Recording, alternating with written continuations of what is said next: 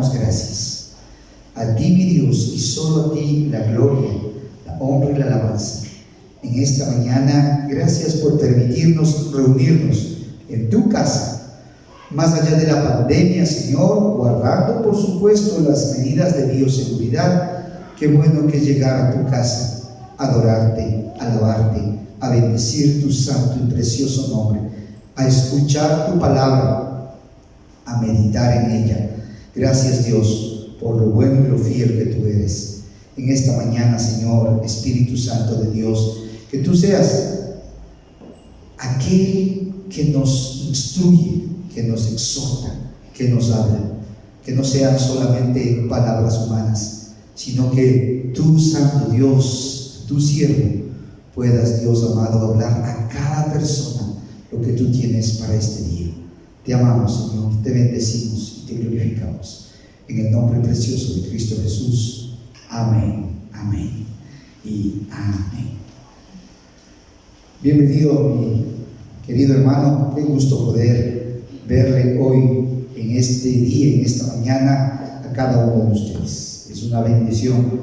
Parece que de repente nos traiciona el subconsciente, dice, ¿no? El subteniente, y uno quiere apapacharlo, darle un fuerte apretón de manos, un abrazo.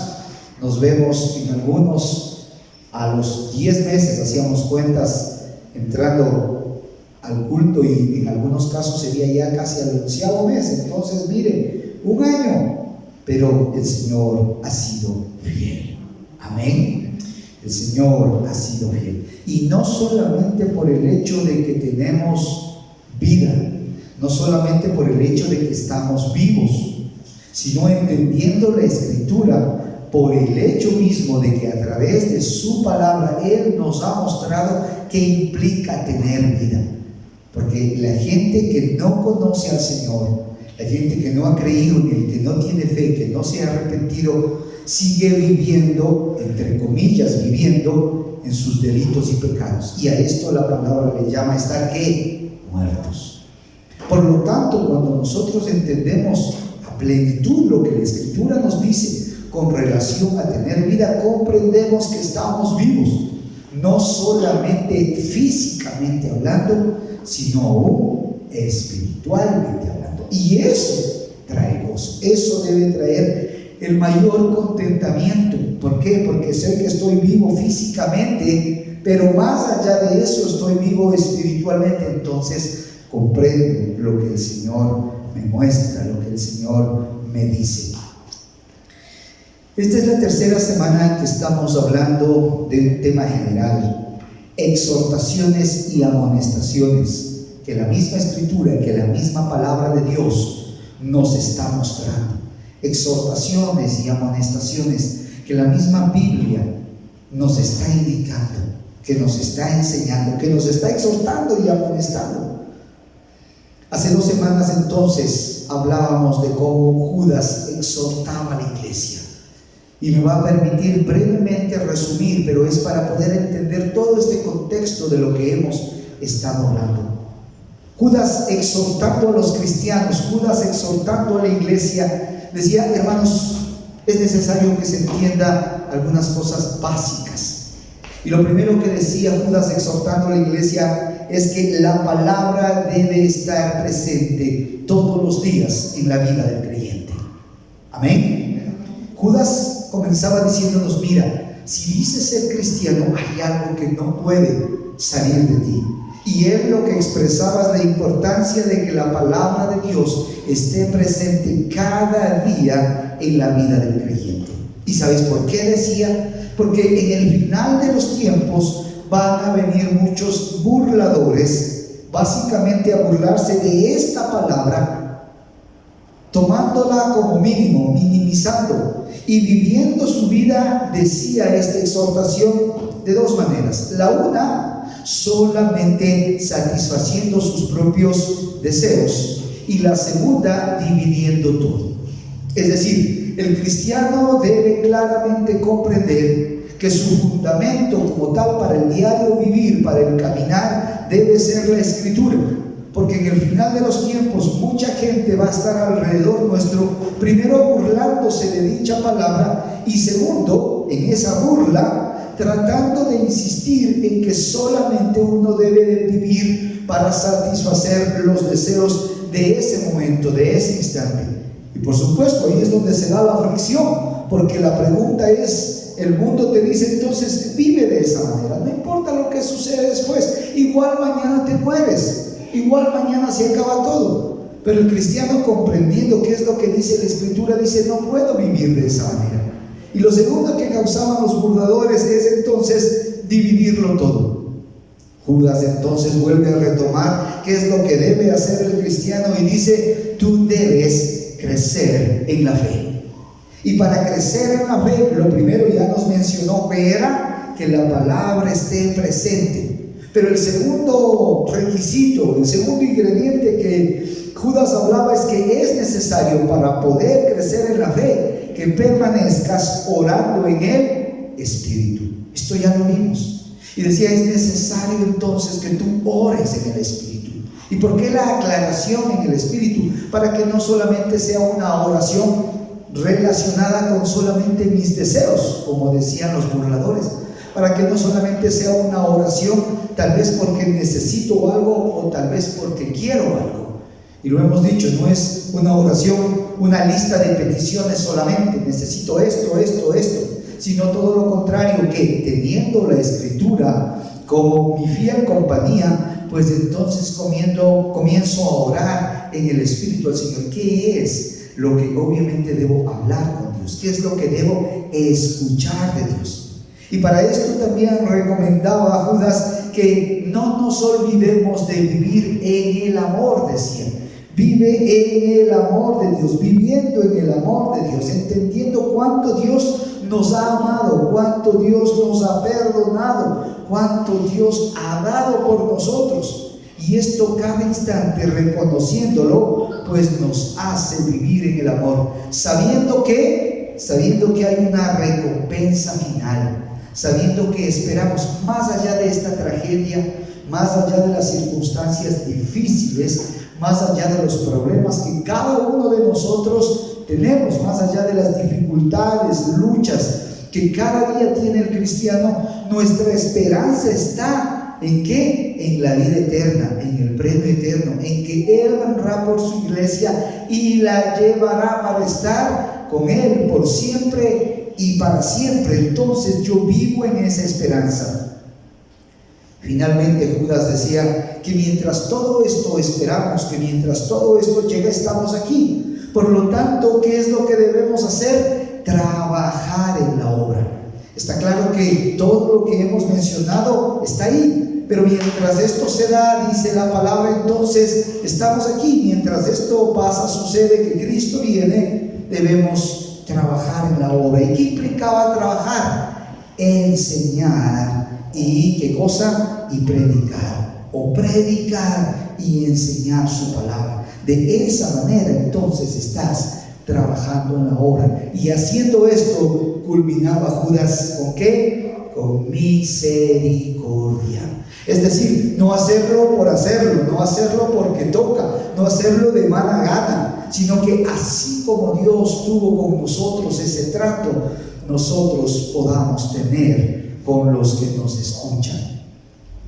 Así comenzamos hablando de las exhortaciones y amonestaciones, y la semana anterior hablamos en cambio de Nahum, y Nahum hablaba sobre la ¿qué? Sobre la ira de Dios. Porque si podríamos resumir lo que terminaba diciendo Judas, es que mientras esto pasa, debes entonces hablar, predicar, llevar las buenas nuevas. Pero por el otro lado, Nahum nos exhortaba, nos amonestaba sobre la ira de Dios. Y para que esto guarde relación, podríamos decir que cuando estamos llamados a predicar el Evangelio, cuando estamos llamados a llevar las buenas nuevas, es necesario también primero compartir las malas noticias. Para que se pueda entender la plenitud de la buena noticia, es necesario entender la mala noticia.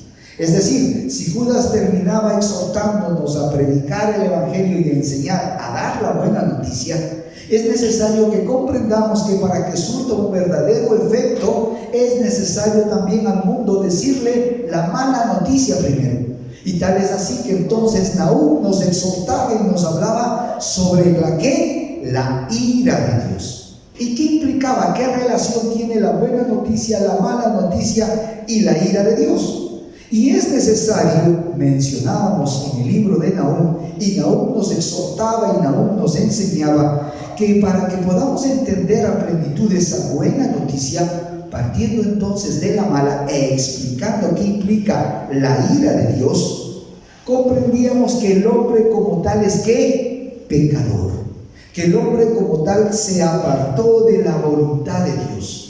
Que el hombre en sí, el hombre per se, después de que Adán pecó, en su misma naturaleza, en su misma forma de ser, en su misma convicción, no puede ¿qué? Buscar a Dios. La palabra del Señor era clara: por cuanto todos pecaron, están destituidos de la gloria de Dios. Y otro texto que manifestábamos decía que nadie busca a Dios, que nadie quiere hacer su voluntad. Por lo tanto, comprendiendo entonces esto, si todos hemos pecado, si todos somos malos, si nadie busca a Dios, es necesario comprender que todos estaríamos ¿qué? Apartados de Él. ¿Y cuál es entonces esa mala noticia? La mala noticia es que por haber vivido así, por estar apartados de Dios, por no querer buscar a Dios, la ira de Dios, y eso es lo que enfatizaba Nahum, la ira de Dios va a ¿qué? Va a ser desbordada sobre toda esa persona, sobre toda esa gente. Y como reflexionábamos, ¿quién entonces pecó? Todos. ¿Quién se apartó de Dios? Todos. Por lo tanto, la ira de Dios se derramaría ¿sobre quién? Sobre todos. Pero aquí entendimos qué implica la ira de Dios, para no confundir o hacer en nuestro pensamiento algo que no dice la Escritura y pensar que Dios está sentado en los cielos solamente lleno de ira, queriendo destruir al ser humano. Y comenzamos entonces a meditar qué es lo que nos decía la palabra. Y la palabra nos dice que así como Dios es amor y así como Dios nos ama, también Dios es ¿qué? Justo. Y hablamos entonces de la justicia de Dios. Y ahí podemos entender la ira de Dios, porque lo único que hemos reflexionado en Nahum como tal es que Dios no es que está bravo y enojado y a diestra y siniestra comienza a castigar, sino todo lo contrario, que como todos hemos pecado, Él va a dar el justo ¿qué? El justo pago. Y eso se llama ¿qué? Justicia. Ahí entendemos el concepto de la ira de Dios. Que no es que entonces está airado en el sentido de destruir por destruir, sino que como todos hemos pecado, como todos nos hemos apartado, como todos nos hemos alejado, en la justicia de Dios merecemos ¿qué cosa? Ese castigo. Eso es la justicia. Entonces comprendamos, así como Dios nos ama, Dios también es justo. Y si es justo, todo aquel que ha pecado merece el castigo. Eso es justicia. Y aquí entendiendo entonces hablábamos en el mismo libro de Nahum que Dios no tendrá por inocente ¿a qué? Al culpable. Comprendiendo eso, tenemos claro la justicia de Dios. Es un Dios que no se deja arrebatar por la ira, es todo lo contrario. Es un Dios que va a pagar a cada uno conforme lo que ha hecho, ni más ni menos. Y eso se llama ¿qué? Justicia. Entonces comprendemos el amor de Dios, pero también entendemos la justicia de Dios. Y dicho de esa manera, cada ser humano va a recibir en base a su justicia lo que merece. ¿Y qué es lo que merece por haber sido pecador? La ira de Dios. Y eso es lo que hablaba Nahum, haciéndonos comprender de que como todos somos pecadores, en la justicia de Dios todos vamos a recibir por justicia esa ira. Cada uno, dice, recibirá conforme a lo que ha hecho. Dios pagará conforme a cada uno sus obras, y eso no es maldad de ninguna manera, eso es justicia. Sin embargo, aún no nos dejaba ahí, no nos dejaba tristones, acongojados, sino que también hablaba de que Dios es ¿qué? Bueno. Nahum mismo hablaba de que Dios es bueno y que tiene memoria y que se acuerda de los que le buscan, de los que le temen, de los que quieren acercarse a Él. Así que eso nos da pauta para el tema que vamos a hablar hoy. Y hablando de las amonestaciones y hablando de las exhortaciones, hoy vamos a hablar de la misericordia de Dios. Porque no podríamos quedarnos solo con su justicia, sabiendo que en esa justicia va a pagar conforme lo que cada uno hizo. ¿Y qué merecemos? Merecemos el castigo, merecemos la ira de Dios. Recién leía algo sobre el pastor John MacArthur, que escribía algo muy corto y había puesto: el hombre, entre comillas, bueno, cree que todo su diario vivir es bueno. Se merece las cosas buenas, porque no se merece nada malo, porque piensa a sus ojos que es ¿qué? Que es bueno. Por el contrario, decía él mismo, el cristiano, el converso, el que ha creído en el Señor, sabe que ¿qué? Que es malo. ¿Entendemos? El uno, por el contrario, piensa que ¿qué? Que es bueno. El hombre común, el hombre normal piensa que es bueno. ¿Por qué sucederán todas estas cosas? ¿Cómo va a pasar tal o cual situación? Si soy ¿qué? Si soy bueno. No me merezco esta pandemia, no me merezco. ¿Por qué has traído esto? No me merezco si soy ¿qué? Bueno. Por el contrario, el creyente, el cristiano, que dice: yo parto, Señor amado, de una primicia, y es que soy ¿qué? Soy malo. Por eso necesito de ti, porque sigo viviendo. Si sigo viviendo tal cual como sigo viviendo, solo mereceré en la justicia de Dios su castigo. Por lo tanto, yo reconozco, yo parto de que soy malo, y en ti entonces busco esa bondad. Viendo esto, ¿cuál es una historia bíblica? ¿Cuál es una narración bíblica? ¿Cuál es una enseñanza bíblica? Más allá de la parte histórica, porque si solo le vemos como historia, podríamos pensar que es una fábula, que es un cuento, y no solamente es ese sentido de la narración, sino es una verdad, es palabra de Dios. Así que yo le invito a que para poder entender la misericordia de Dios, vayamos al Antiguo Testamento. Yo le invito ahora a que vayamos al libro de Jonás. Y si estamos hablando de exhortaciones y amonestaciones, hoy vamos a ver cómo Jonás enseña sobre la misericordia de Dios. Si Judas nos exhortaba qué es lo que tiene que hacer el cristiano, el creyente, si Nahum nos hablaba con respecto a la ira de Dios, ahora vamos a hablar cómo Jonás nos muestra la misericordia del Señor, la misericordia de Dios. Yo le invito a que vayamos al libro de Jonás. Es corto y vamos a ver algunos versículos y algunos textos aquí que nos van a mostrar esta hermosa historia que muy posiblemente usted ya la ha leído algunas veces, hasta la ha cantado, ¿no? Jonás no le hizo caso a la palabra de Dios. Por eso es que estoy con mascarilla, dice. Por eso al mar profundo la gente lo tiró, y vino un pez muy grande y chuplum se lo tragó. ¿Por qué no le hizo caso a la palabra de Dios? Pero ahora yo quiero hablarte de la misericordia de Dios. Y si hay un libro que nos muestra la misericordia de Dios, es Jonás. Más allá del hecho del tiempo que estuvo en el pez, más allá del hecho de las circunstancias propias que a lo mejor nos desvían de lo que hoy queremos tratar, yo te invito a que más allá del hecho, permitas que el Señor hable a tu mente y a tu corazón por un instante Despreocúpate de qué vas a hacer después de salir del culto.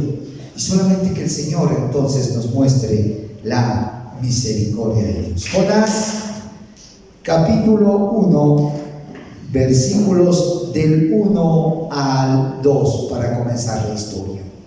Vino palabra de Jehová a Jonás, hijo de Amitai, diciendo: levántate y ve a Nínive, aquella gran ciudad, y pregona contra ella, porque ha subido su maldad delante de mí.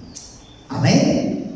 Hasta aquí, porque es necesario que podamos ir entendiendo estos conceptos claros primero para entender la misericordia de Dios, que es lo que queremos enfocar.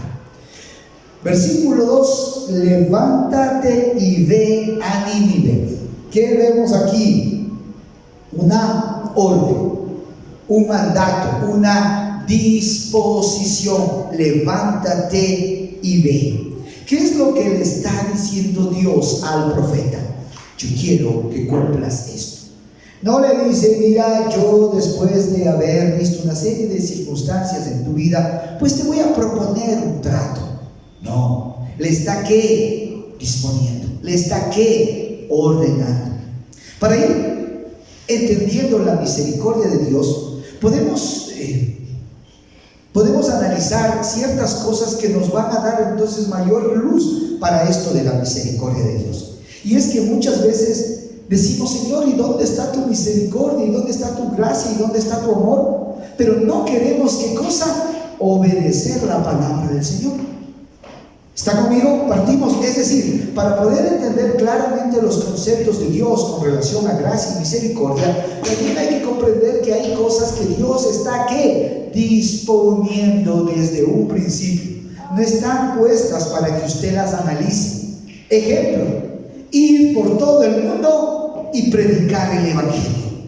No está dado ¿a quién? Al liderazgo. No está dado a la pastoral, no está dado a los diáconos. Hermano querido, usted que me escucha en esta mañana y usted que me escucha ahí a través de YouTube, si usted dice ser cristiano, la consideración de llevar el evangelio no es optativa, no es que tal vez, no es dada al liderazgo, no es dada a un grupo exclusivo que tiene un don especial. No, es a cada persona que ha sido confrontada con el evangelio, que dice creer y que se ha arrepentido verdaderamente, lo que automáticamente debe estar en nuestro ser, en nuestro ADN, en nuestro caminar, es que cumplir la palabra de Dios, de ir y qué, y predicar.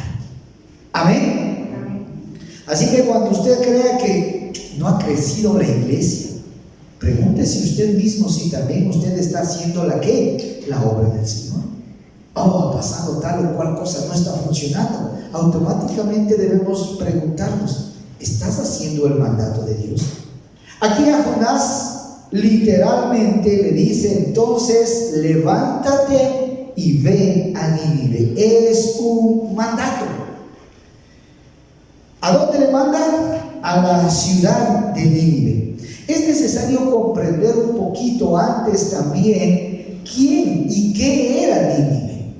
Porque si no entendemos en su concepto lo que implicaba esta ciudad, tal vez no entendamos en su totalidad la misericordia de Dios.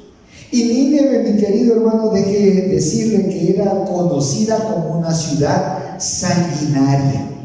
Nínive no era qué bonita ciudad, linda, próspera en el sentido de que hacían la voluntad de Dios y hacían todo bien. Todo lo contrario. Nínive era conocida como una ciudad sanguinaria. Era la capital del imperio asirio para finales de los tiempos del imperio como tal. El imperio asirio en el final de los tiempos propuso una capital y esta era la famosa Nínive. Estaba a 400 kilómetros de la ciudad de Babilonia. Y estando entonces inmiscuida en todo lo que era el imperio asirio, también era una ciudad pagana, era una ciudad mala, Era una ciudad que en ese entonces ya era conocida como una ciudad sanguinaria. Mataba, corría sangre. No era ninguna ciudad pacífica. Y mire a lo que le manda. Levántate y ve a Nínive, aquella gran ciudad. Y le dice, y pregona contra ella. O sea que el mensaje no era un mensaje bonito, no era un mensaje lindo, no era un mensaje conciliador, no era un mensaje que podía agradar a los oídos de la gente de Nínive, sino que le dice, pregona contra ella. El mensaje era decirle, estás mal, Nínive, y estas son las cosas que están mal en ti.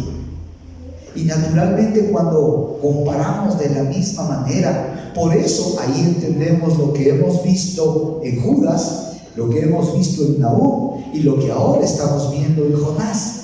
Y el mensaje entonces no siempre va a ser ¿qué? Conciliador.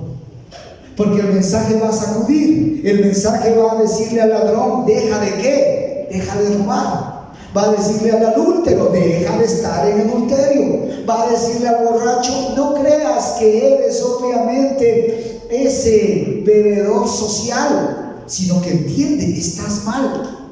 Por lo tanto, el mensaje confronta, el mensaje pega, el mensaje hace despertar de esa quietud, suponiendo que estamos bien.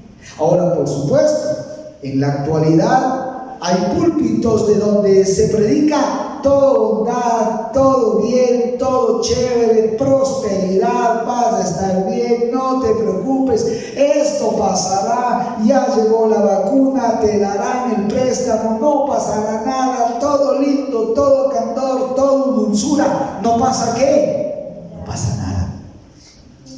Y todo lo contrario, el mensaje es confrontativo. El mensaje es, al peleón deja de pelear.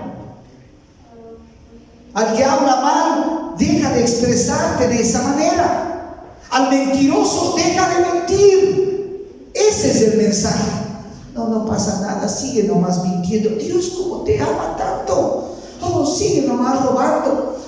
Todos han robado. Por último, ¿quién no ha robado? Tranquilo, Dios nos ama. Error. Para poder comprender exactamente el mensaje de la misericordia de Dios, tenemos que comprender cuán mal estamos para entender el qué, el mensaje. Porque si no podríamos decir, qué lindo, como Dios es bueno. Por ahí se está escuchando que en el final de los tiempos estos burladores llegarán hasta decir tales disparates como que en el final de los tiempos, en la justicia de Dios, el amor de Dios va a primar sobre la justicia. Y por último, todos serán perdonados, así no se hayan arrepentido, así no quieran recibir perdón. Por último, hasta Satanás. Imaginémonos lo que dice, sí, no pasa qué, no pasa nada. Y el mensaje de la prosperidad también es medio similar. No pasa nada, ya vas a ser bendecido, tranquilo, siembra aquí, Dios te va a dar más. ¿Cuándo estamos viendo desde el punto de vista bíblico que eso se enseñe? Pero para poder comprender entonces verdaderamente el arrepentimiento, tenemos que entender todo lo que sucede. ¿Y qué es lo que sucede? Una orden de Dios, una disposición de Dios a una ciudad que era perversa, a una ciudad que era sangrienta, a una ciudad que era mala. Y el mensaje que le manda no es conciliador, no pasa nada, Nínive, tranquilo, choquemos, puñito, 5 aquí, give me the fight, no pasa nada. No, el mensaje era, mira, ciudad sangrienta, esto estás haciendo mal. ¿Qué dice el versículo 2? Porque ha subido su maldad delante de mí. Si hoy podríamos comparar con Nínive, diríamos que estamos menos sanguinarios que Nínive. Podríamos decir que estamos más tranquilos que Nínive. Podríamos decir que ahora se vive una relativa calma en comparación a Nínive. Si pudiéramos ver a Nínive hoy en una película, muy posiblemente no sería nada en comparación a lo que hoy vivimos.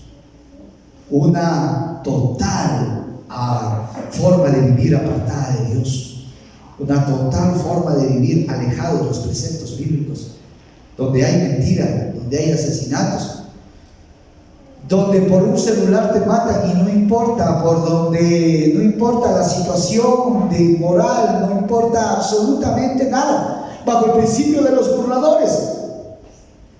Con que mis deseos estén cubiertos, no me importa el resto. Pero ¿cuál es entonces el mensaje que le manda el Señor a que dé e imparta a Nínive? Su maldad ha subido delante de mí. ¿Qué es lo que nos narra la historia? ¿Qué es lo que nos sigue contando? Desde el versículo 3 hasta el versículo 17 nos narra la historia de lo que sucede aquí. Jonás se levanta para huir de la presencia de Jehová a Tarsis, y descendiendo a Jope halló una nave que partía para Tarsis, y pagando su pasaje entró en ella para irse con ellos a Tarsis, lejos de la presencia de Dios. Versículo 4. Pero Jehová hizo levantar un gran viento en el mar, y hubo en el mar una tempestad tan grande que se pensó que se partiría la nave. Y los marineros tuvieron miedo, y cada uno clamaba a su Dios con minúscula, y echaron al mar los enseres que había en la nave para descargarla de ellos. Pero Jonás había bajado al interior de la nave y se había echado a dormir. Y el patrón de la nave se le acercó y le dijo: ¿qué tienes, dormilón? O sea, horrendo problema afuera, y él estaba, ruco. Levántate y clama a tu Dios, quizás él tendrá compasión de nosotros y no pereceremos. Y dijeron cada uno a su compañero: venid y echemos suertes para que sepamos por qué causa y de quién nos ha venido este mal. Y echaron suertes, y la suerte cayó sobre Jonás. Entonces le dijeron ellos: decláranos ahora por qué nos ha venido este mal, qué oficio tienes y de dónde vienes, cuál es tu tierra y de qué pueblo eres. Y él le respondió: soy hebreo y temo a Jehová Dios de los cielos, que hizo el mar y la tierra. Y aquellos hombres temieron de sobremanera y dijeron: ¿por qué has hecho esto?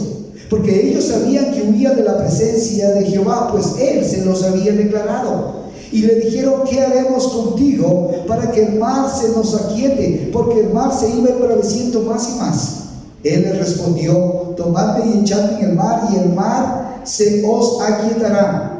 Porque yo sé que por mi causa ha venido esta gran tempestad sobre vosotros. Y aquellos hombres trabajaron para hacer volver la nave a tierra, mas no pudieron, porque el mar se iba embraveciendo más y más contra ellos. Entonces clamaron a Jehová y dijeron: te rogamos ahora, Jehová, que no perezcamos nosotros por la vida de este hombre, ni pongas sobre nosotros la sangre inocente, porque tú, Jehová, has hecho como has querido.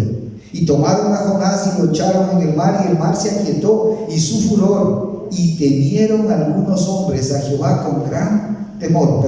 Y temieron aquellos hombres a Jehová con gran temor, y ofrecieron sacrificios a Jehová e hicieron votos. Pero Jehová tenía preparado un gran pez que trague a Jonás, y estuvo Jonás en el vientre del pez por 3 noches. Por 3 días y 3 noches. ¿Qué es lo que nos narra entonces desde el versículo 3 al 17? La historia que ya hasta la cantamos al principio, en la cual no nos vamos a detener, sino en el versículo 14. Miren lo que sucede aquí, para ir entendiendo la misericordia de Dios. Habíamos hablado versículos arriba, o habíamos leído versículos arriba, que aún ellos comenzaron, dice, a clamar ¿a quién? A sus dioses, y expresamos Dios con minúsculo. En la desesperación, cada cual comenzó a buscar ¿de quién? De su Dios. Cada cual, cuando se confronta con la muerte de cerca, pues entonces se da cuenta lo mínimo que es, lo nada que es, lo efímero que es, lo pequeño que es. El más grande y el más poderoso, no importa cuán grande pueda haber sido, cuántos años pueda haber vivido o qué pueda haber tenido durante su vida, va a llegar un momento en donde se va a confrontar ¿con quién? Con la muerte. Entendamos esto para poder comprender la misericordia de Dios y en la realidad de dónde y de qué es lo que Dios nos guarda.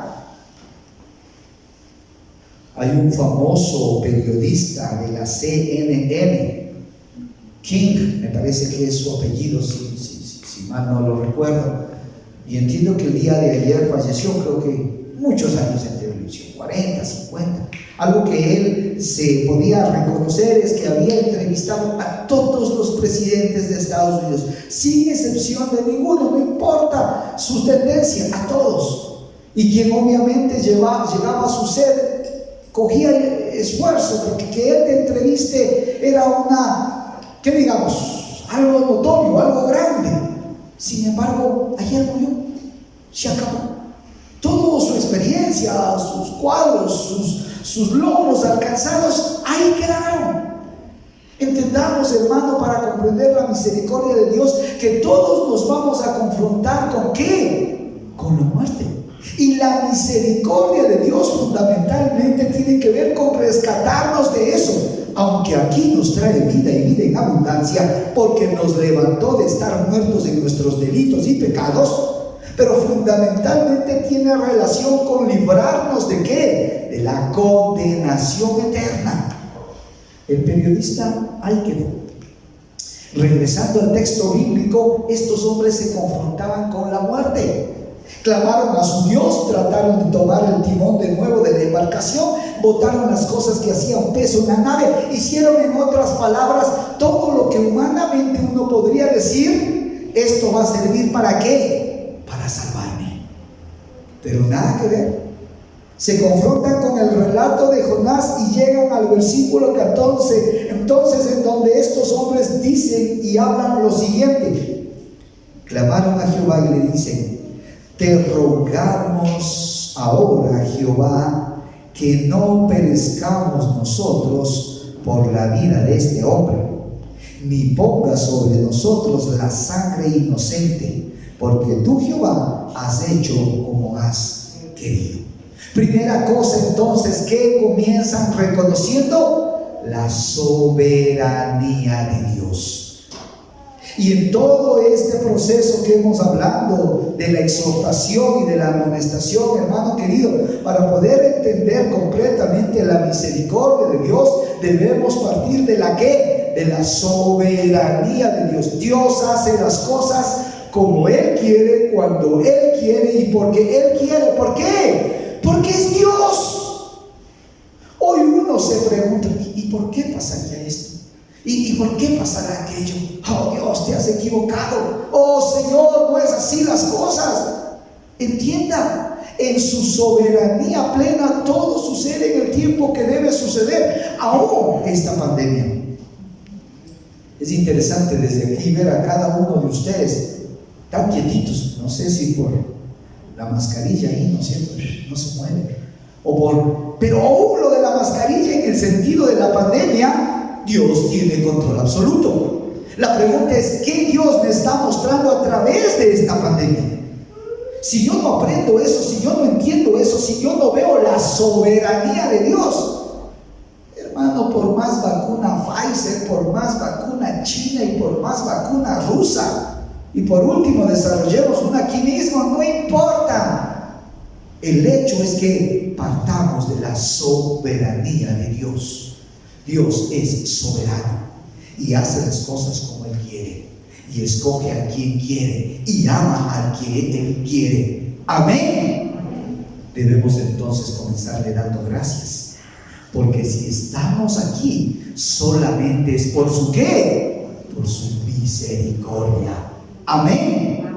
No es porque qué bueno que es usted, qué inteligente que es el pastor Juan Carlos, que ha llegado a comprender que Dios obviamente en ese proceder le movió para que él entienda obviamente eso, pero él puso de sí. No puse nada, hermano. Es Él el que nos movió, porque Él quiere hacerlo así y punto. Por lo tanto, si estoy en esta mañana aquí, entonces ¿cómo no adorarle? ¿Cómo no alabarle? Porque Él ha tenido misericordia de mí, como ha tenido misericordia de usted. Amén. Estos hombres, cuando se confrontan con eso, entonces le dice: te rogamos ahora que no perezcamos nosotros por la vida de este hombre, ni que pongas sobre nosotros la sangre inocente, porque tú, Jehová, has hecho como has querido. Señor, lo vamos a votar, pero no nos eches la culpa de este muerto, porque tú estás mostrando en tu voluntad que quieres hacer así las cosas. Y tomando, versículo 15, y tomando a Jonás, lo echaron al mar, y el mar se aquietó de su furor. ¿Y qué dice? Y temieron aquellos hombres a Jehová con gran temor, y ofrecieron sacrificios, e hicieron ¿qué? Votos.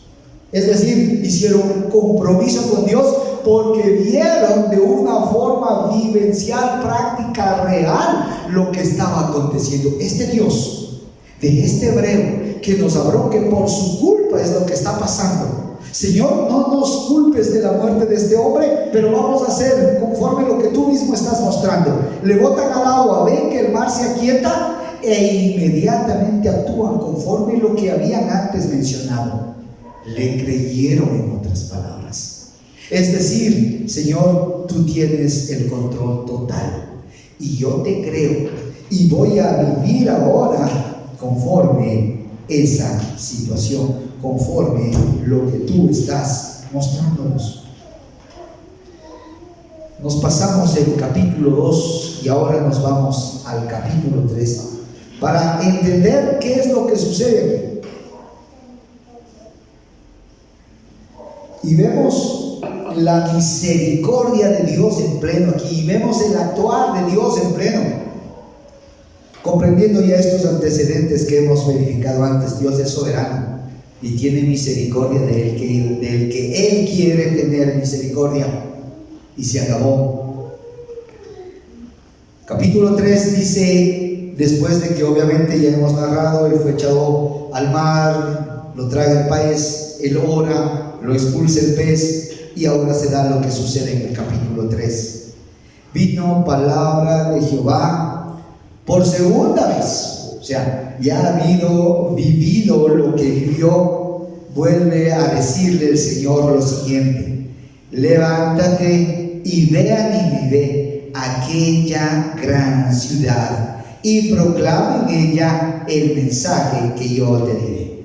Si usted compara el versículo 2 del capítulo 3 con el versículo 2 del capítulo 1, es similar.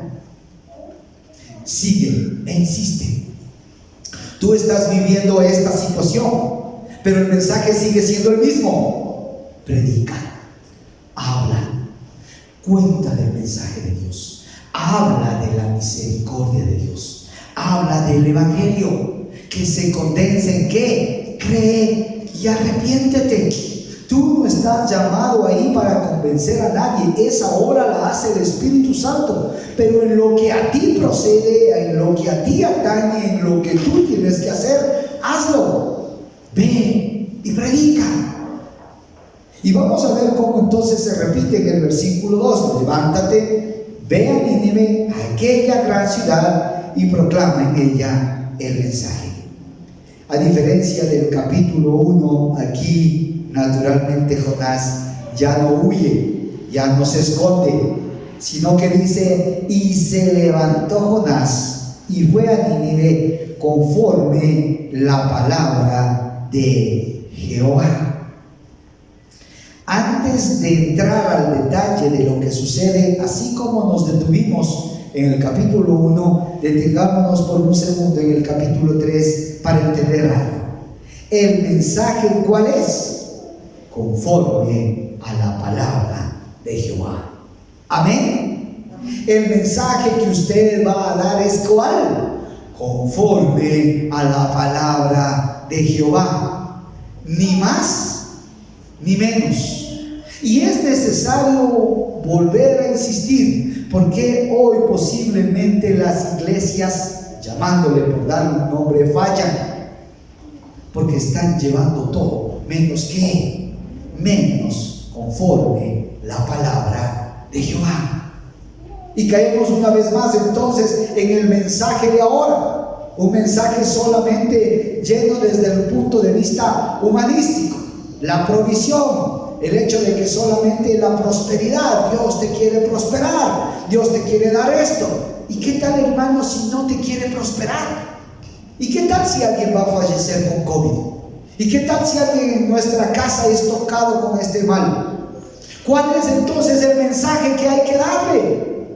Cree y arrepiéntete. No es el mensaje: Dios te va a proveer un carro nuevo, una casa nueva, ven y pacta y vas a ver la prosperidad. Falso. Los únicos que han prosperado son los que han dado ese mensaje y se han hecho ricos conforme, ¿qué cosa? Conforme esas artimañas. ¿Sabe quién provee? Al revés. ¿Sabe quién propone ese mensaje? No pasa nada, todo prosperidad, vas a siempre estar con buena salud, todo va a ser siempre bueno. ¿Sabe quién propone ese mensaje? El diablo. Ese propone ese mensaje. No pasa nada, todo está tranquilo. Cuando vemos y escudriñamos la palabra de Dios, vemos todo lo contrario. Vemos que dice: yo voy a traer ¿qué? División. Y se levantarán en casa y estarán en contra padres con hijos, y estarán en contra en las naciones, y aún habrá una serie de discusiones. ¿Por qué? Porque mi mensaje es confrontativo. Y es confrontativo ¿por qué? Porque va en contra de lo que, de vivir solamente con los deseos de la carne, lo que ya habíamos visto. ¿En dónde? En Judas. Por eso es confrontativo el mensaje. Entonces, ¿quién ahora dice: no te preocupes, no pasa nada, yo te voy a dar lo que quieras, los bienes que quieras, la salud que quieras, la prosperidad que quieras? El diablo predica eso. Entonces veríamos muy similar a los mensajes de solamente ¿qué? Prosperidad. Aquí es clara la palabra del Señor.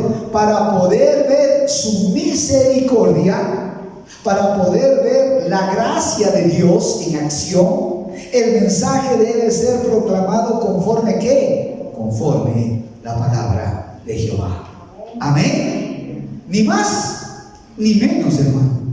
Por supuesto que vos puedes contarle a alguien tu testimonio propio, seguro que sí. Pero más allá de contarle tu testimonio propio, que puede ser el nexo mediante el cual esa persona te escucha, ese amigo, ese familiar que vivió directamente, aparte de eso, ¿qué es lo que hay que hablar? La palabra de Jehová. Ni más ni menos, sino lo que Dios ha mandado hablar. Lo demás sobra, hermano. Imagínate un testimonio poderoso personal y no le hablas palabra. Como tantos, uno ve ahí predicadores, bonitas hojitas, bonitos libros, pero no usan Biblia, no usan un texto bíblico, no se refieren a un versículo. Entonces uno automáticamente dice: ¿de qué palabra me está hablando? Y no te digo de que no haya que leer muy buenos libros, por supuesto que no, hay muy buenos teólogos, pero definitivamente sus libros están basados ¿en qué? En la palabra. Si no hay palabra, el mensaje es hueco, el mensaje es vacío, el mensaje es solamente humano. Y se levantó Jonás y se fue a Nínive conforme a la palabra de Jehová. Y era Nínive una ciudad grande en extremo, de 3 días de camino.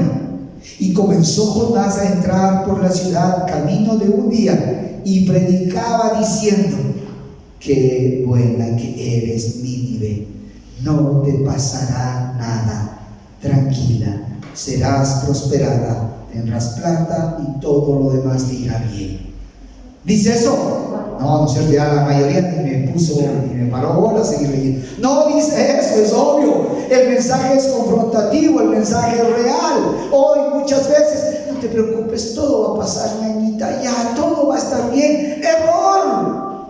El mensaje es que arrepiéntete y cree. Si estás mal, es el momento, todavía tienes vida, arrepiéntete. Todo va a estar bien. ¿Y qué tal si no está todo bien?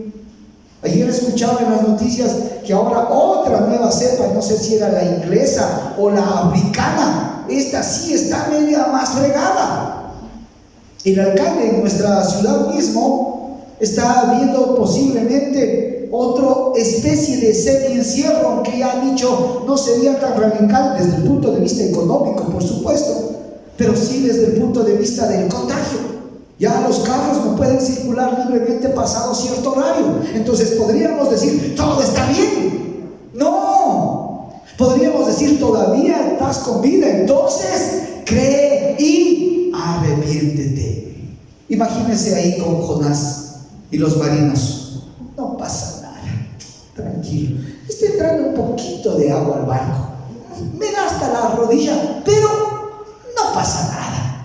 Botemos las pequeñas cosas que están estorbándonos, botemos la comida, botémoslas, pero no pasa nada. Error. ¿Por qué clamaron? ¿Por qué se postraron? ¿Por qué creyeron? Porque se dieron cuenta que la cosa era seria, que si no intervenía Dios, ¿qué pasaba? Se hundían y morían todos.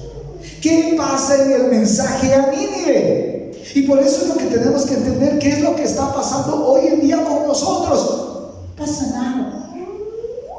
Con que haya Netflix, ¿ve? No pasa nada. Con que tengamos ahí, camincito ahí, Coca-Cola, papas fritas, no pasa nada. Hermanos, ¿estamos entendiendo lo que está pasando alrededor nuestro? ¿Nos despertamos en realidad a la vivencia de lo que el mundo está viviendo? Siempre han dicho que hay situaciones difíciles en la vida y épocas, pero si hay una que esta generación puede ver, es esto. Esto está marcando una diferencia. El mundo fue encerrado, hermanos, entendamos eso. No podemos decir entonces, no pasa nada, llegó la vacuna. 8,000. El primer cargamento dicen que son 80,000. Somos 17 millones. ¿Cuándo se vacunarán todos? Pero no pasa nada. La esperanza llegó. Dicen, por favor, no quiero que se me tome mal. No estoy diciendo que las vacunas no deban llegar. No estoy diciendo que no haya que vacunarse de ninguna manera. Lo que estoy diciendo es, la esperanza llegó. Hermanos, la esperanza es Cristo, no la vacuna. Comprendemos, entendemos la realidad. Qué irónico que alguien se vacune, sale y le pisa el carro, se muere de otra cosa. Comprendemos entonces la realidad. Me vacuné, sale tan contento que le pisa el carro, murió igual, lo mismo que nada. Entendemos el concepto. Entonces, ¿qué es lo que pasa aquí? Versículo 4: comenzó Jonás a entrar en la ciudad camino de ella y predicaba diciendo: de aquí en 40 días Nínive será destruida. Y los hombres de Nínive creyeron a Jonás. No, ¿a quién le creen? A Dios, porque el mensaje es ¿de quién? De Dios. La gente no está llamada a creerle a usted, hermano, la gente está llamada a creerle a Dios. Por lo tanto, el mensaje debe ser palabra de Dios, claro y contundente. Cree y arrepiéntete. Y aquí obviamente Jonás era el instrumento mediante el cual la ciudad comenzó a creerle, y los hombres de Nínive le creyeron a Dios y proclamaron ayuno y se vistieron de cilicio, diciendo: desde el mayor hasta el menor de ellos. Y llegó la noticia hasta el rey de Nínive, y se levantó de su silla y se despojó de su vestido y se cubrió de cilicio y se sentó sobre su ceniza, e hizo proclamar él, ahora el rey, y anunciar por mandato real, por mandato del rey y de sus grandes, diciendo: hombres, animales, bueyes, ovejas, no gusten cosa alguna, no se les dé alimento ni beban agua, sino cúbrase de cilicio, hombres, animales, y clamen a Dios fuertemente, y conviértase en cada uno de su mal camino y de la rapiña que hay en sus manos. ¿Quién sabe si se volverá y se arrepentirá Dios, se apartará del ardor de su ira, y no pereceremos? Y vio Dios lo que hicieron, que se convirtieron de su mal camino y se arrepintieron del mal, y se arrepintió del mal que había dicho que les daría, y ya no lo hizo. Si parafraseáramos y comenzáramos al revés, diríamos: Versículo 10. Dios tuvo misericordia de ellos. Porque ¿qué es misericordia? Misericordia es que no nos da lo que debemos recibir. Todos somos pecadores. ¿Qué debemos recibir? El castigo, la ira de Dios. Porque en su justicia todo el que peca debe pagar. Amén. Vimos esto domingo anterior. Pero ahora, comprendiendo que todos merecemos eso y no lo merecemos, no merecemos ese castigo solamente por su ¿qué? Por su misericordia. Amén. Y en vez de darnos eso que se detiene por misericordia, nos da un regalo que es la salvación. Ese regalo inmerecido es la ¿qué? La gracia de Dios. Pero hoy, como nos hemos enfocado en la misericordia, como digo, regresando al 10 y yendo para atrás, ahora diríamos: Nínive no recibió el castigo de Dios. ¿Por qué? Por misericordia. ¿Y qué era Nínive? Una ciudad sanguinaria y sangrienta, y merecía el castigo. Hoy en nuestros días este mundo merece el castigo, pero por supuesto que sí. Sin embargo, Dios por su misericordia va a salvar a algunos, sí, en su soberanía. ¿A quién? A los que Él quiera. Amén. Pero es necesario comprender que para que esto, en base a su palabra, lo podemos entender completamente, es que el hombre que recibe esa misericordia de Dios, deben suceder dos cosas. Y esas ya las hemos hablado en el Evangelio, pero se muestran también en el capítulo 3 del libro de Jonás y tienen relación directa con el Evangelio. ¿Y cuál son? Cree y ¿qué? Arrepiéntete. Mire lo que dice el versículo 8. Y cúbranse de silicio los animales y los hombres, por supuesto, y clamen a Dios fuertemente. ¿Y qué dice? Y conviértase cada uno de su mal camino. ¿Qué implica convertirse del mal camino? Arrepentirse, ¿o no? Amén, más claro no puede ser. Entonces está diciendo, para que obviamente esto suceda cuando el Evangelio ha sido proclamado, porque ya lo hizo Jonás hablando, es necesario, le decía iglesia hoy en día, y en ese entonces es necesario, Nínive, que ¿qué? Que te conviertas de tu mal camino. O sea que ¿qué? Que creas. Pero el versículo 5 nos habla de la segunda cosa que estamos diciendo, recalcando y acentuando, que es la fe. Versículo 5 dice: y los hombres de Nínive, ¿qué dice? Creyeron a Dios. Entonces vemos que el Evangelio como tal se está exponiendo desde aquí. La receta no ha cambiado. Dios no cambia. Y le dice en ese entonces a Nínive: cree. ¿Creyó Nínive? Creyó Nínive. ¿Creyeron el mensaje de quién? De Dios, llevado a través de su siervo, llevado a través de su profeta, pero el mensaje era de Dios, por lo tanto le deben creer ¿a quién? A Dios. Y segunda cosa, lo vemos claramente en el versículo 8: y conviértase en cada uno, no familiarmente. Desde aquí nos está hablando de que la salvación también es ¿qué? Personal. Es individual, es cada uno. Cada uno debe creer y cada uno debe convertirse. Naturalmente el Evangelio está siendo dado a la familia, pero es de manera personal que cada uno cree, y es de manera personal que cada uno se convierte. Amén. Si eso no funciona así, si eso no lo entendemos así, entonces, mi querido hermano, muchas veces podríamos ¿qué? No comprender esa misericordia de Dios. Es necesario que el mensaje sea dado para que la gente pueda ¿qué? Creer y ¿qué? Y arrepentirse. Ahora bien, el que no cree es otra cosa. Ahora bien, el que no se arrepiente es otra cosa. Pero el mensaje como tal debe ser proclamado de esa manera. La palabra de Dios es clara, una vez más: cree y arrepiéntete, cree y arrepiéntete. Sin embargo, no podríamos terminar este mensaje leyendo de la misma manera, así como leímos la narrativa en el 2, leyendo qué es lo que sucede, para poder entender algunas cosas que aún el hombre no entiende la grandeza y la misericordia de Dios. Versículo 1 del capítulo 4. Pero Jonás se apesadumbró en extremo, y no solo eso, sino que se enojó y oró a Jehová y le dijo: ahora, oh Jehová, ¿no es esto lo que yo decía estando aún en mi tierra?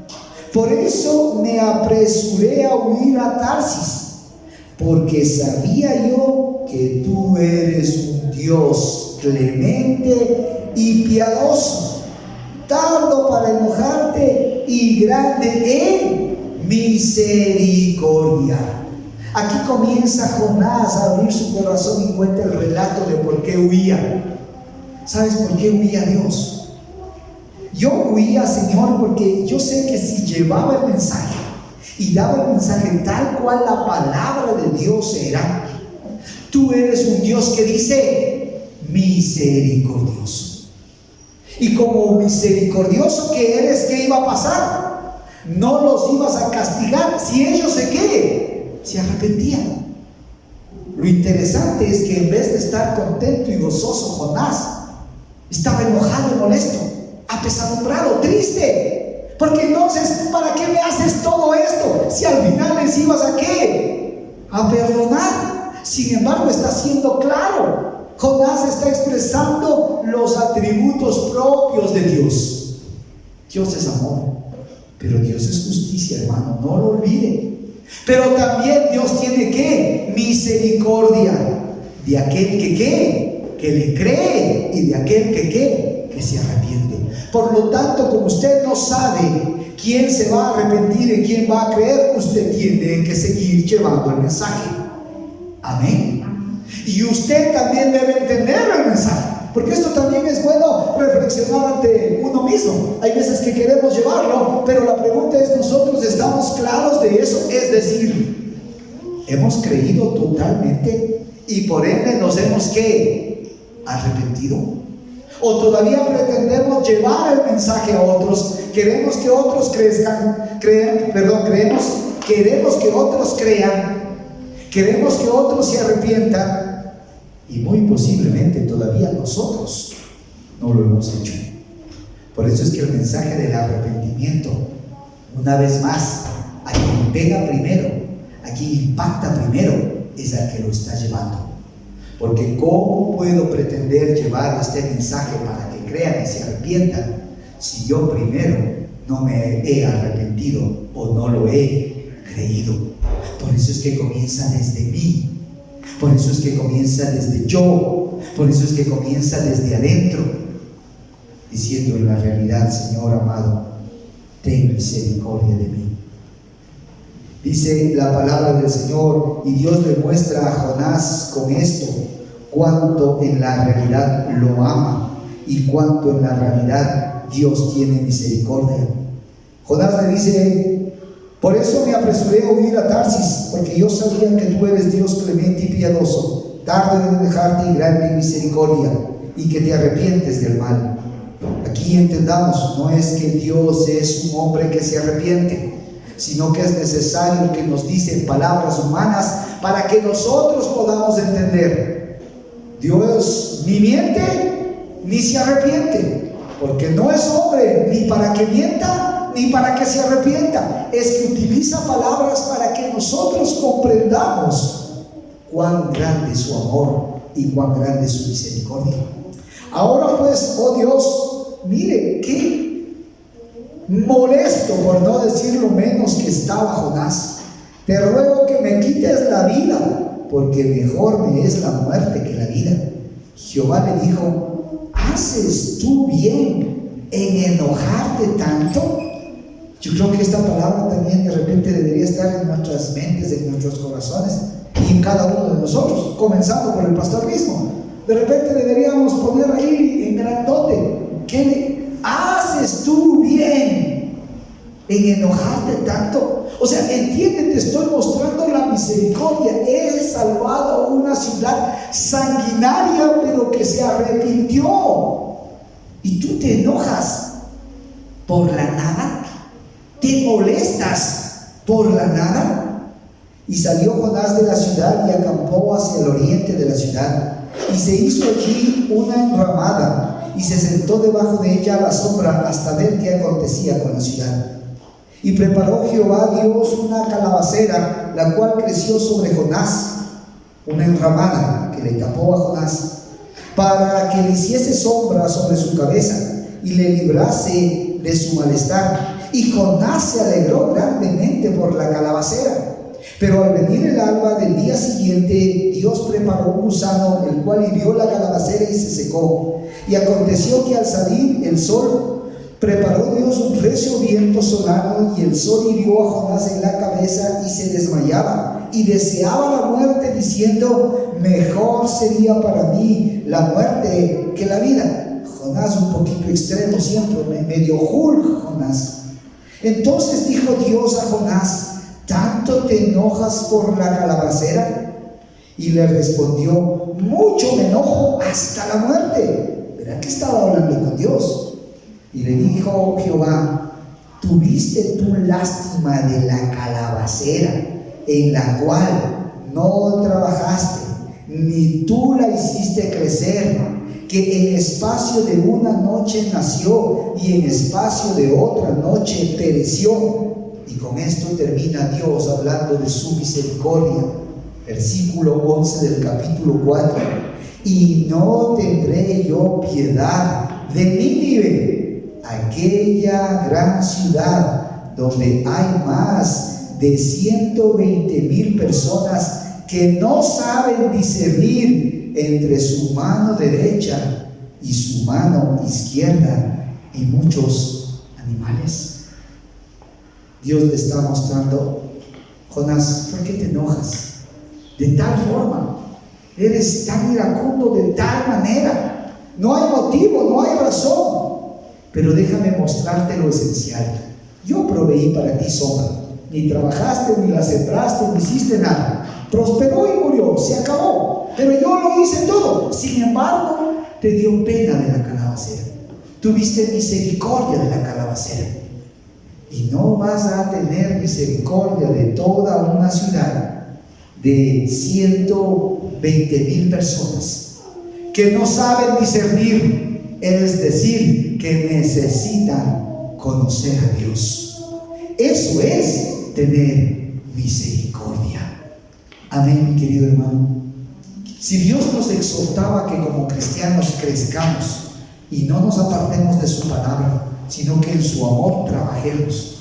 Pero hemos visto que en ese trabajo, para poder dar esa buena noticia, es necesario partir de la mala. Y claro, Nahum nos hablaba de la ira de Dios.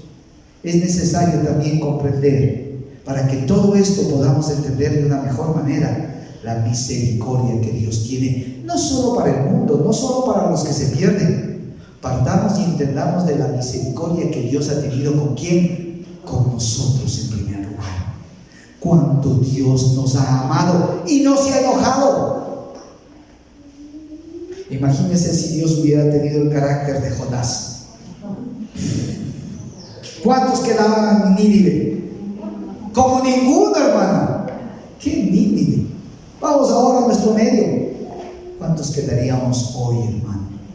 Ninguno. Porque todos hemos pecado y estamos destituidos de la gloria de Dios. Sin embargo, Dios, por su misericordia, no nos destruye, sino que quiere que ¿qué? Que vayamos a la fe y al arrepentimiento. Más allá de las cosas religiosas que uno podría hacer, es comprender en nuestra mente y en nuestro corazón que Dios nos ama de tal manera que no nos castiga por su misericordia, sino que nos tiene preparada la vida eterna por su gracia. Vamos a orar. Señor, te amamos, Dios. Gracias infinitas por tu palabra. Gracias infinitas por lo bueno que tú eres. Gracias, Señor amado, porque en esa misericordia que no la entendemos, es más, que de repente tenemos iras con segundos y terceros, porque decimos no cambian, porque decimos no maduran, porque decimos no crecen. Cuánta misericordia tú has tenido para con nosotros, Señor. Gracias por tu amor incondicional. Señor, ayúdanos entonces a llevar solamente tu palabra, ni más ni menos. A ti la gloria, la honra y la alabanza. En el nombre de Jesús. Amén y amén.